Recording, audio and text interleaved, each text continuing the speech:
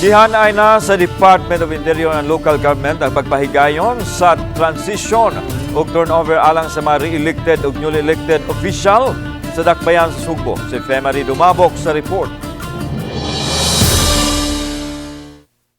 Gipasabot ni Dr. Nila Aquino, YC City Director sa DILG Cebu City, nga naandad ng buluhaton ang pag-umol og transition team aron paghanay sa mga dokumento nga itugyan sa umaabot nga administrasyon.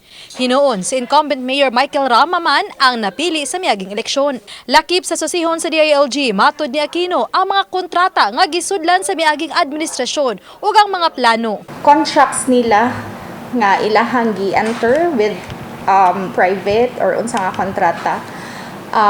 Plans, especially the comprehensive land use plan and the comprehensive development plan.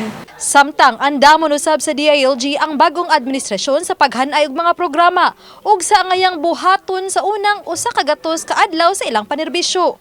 Laing training usab ang ihatag sa DILG alang sa mga napiling konsihal ug sa ilang mga staff aron magiyahan sila sa pagpanday og mga ordinansa ug resolusyon.